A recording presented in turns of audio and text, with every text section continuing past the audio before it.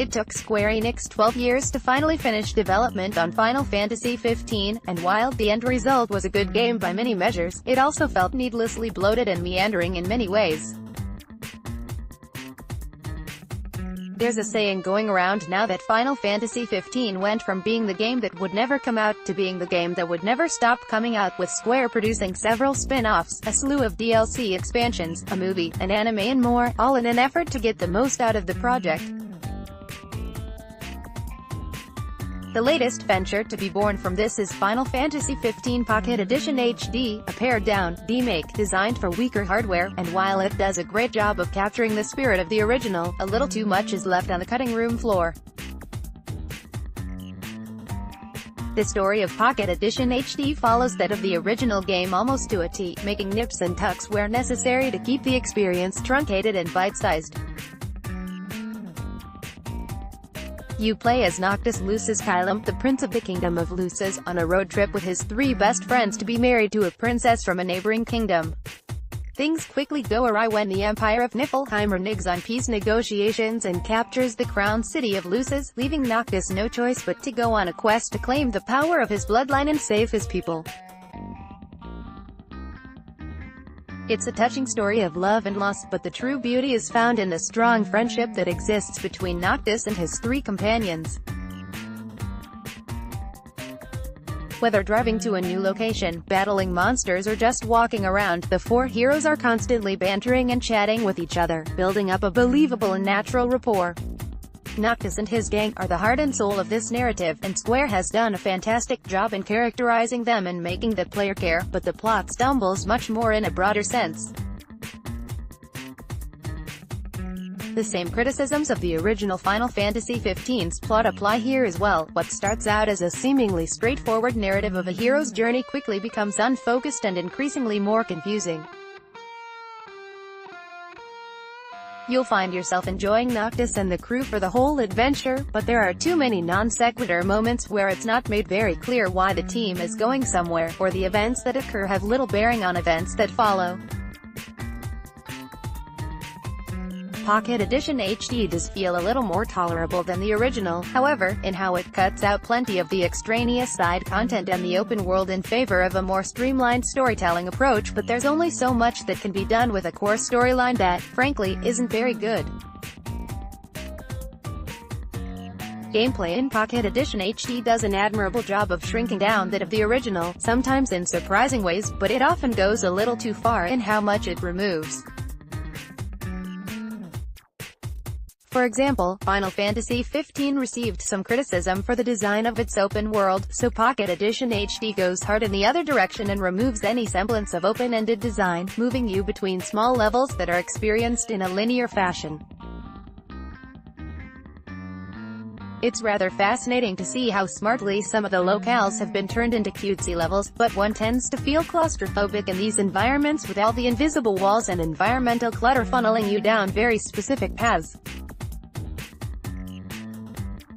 There are moments of more open-ended design, such as in dungeons, or how exploring a brief side path may net you an extra potion or junk to be sold to a store, but this is very much a game that gives you little leeway in how you experience it. Combat is impressively close to the style found in the original, eschewing turn-based action for a more hands-on approach. Each party member fights on their own, and holding down the attack button causes Noctis to automatically wail on the enemy you're targeting, while occasional prompts will give you the option to perform a special attack with one of your teammates. Noctis can warp strike to any enemy on the field at the cost of MP, and occasional QTEs can give you a brief window in which an incoming attack can be dodged or parried. The issue with all of this isn't so much the design of the battle system, but the way in which Pocket Edition HD makes little effort at pushing you very hard. Final Fantasy XV wasn't a difficult game to begin with, but Pocket Edition HD strips away almost any hint of challenge, leaving you with a product that's a bit of a chore in extended play. It can be fun to battle through enemies and dungeons in brief sessions, but after enough time passes, the illusion of challenge wears off and you realize that you're fighting through the same basic enemies that pose no real threat. In the rare event that your health does get too low, maybe in one of the boss fights, you can just pop one of the dozens of high potions the game doles out in generous supply and keep up the attack. This results in a combat system that becomes less about smartly outpacing worthy opponents and more about wailing away on damage sponges until you can progress further. It's flashy and exciting in small servings, but there's not a ton of substance to keep you invested. This extends somewhat to the progression system as well, which gets the job done, but feels much too basic.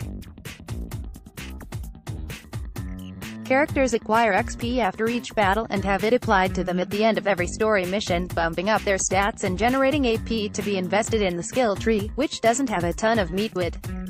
Rather than feeling like you're speccing the party to a specific play style, it's more like you're just unlocking the next node in a close to linear set of abilities.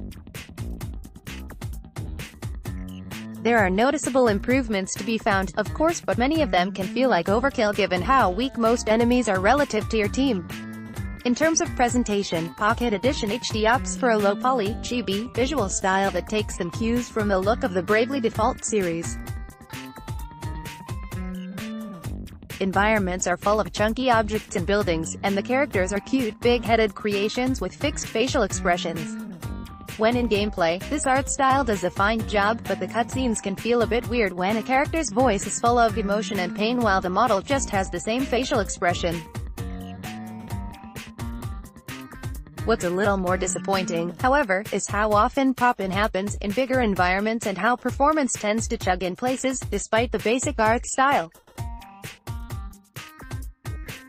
Oddly enough, we noticed far more frame-rate drops when playing in dock mode, too, with tabletop offering a much more stable 60 FPS. Pocket Edition HD's presentation leaves something to be desired, both from a visual and performance standpoint, but it's not exactly hard on the eyes.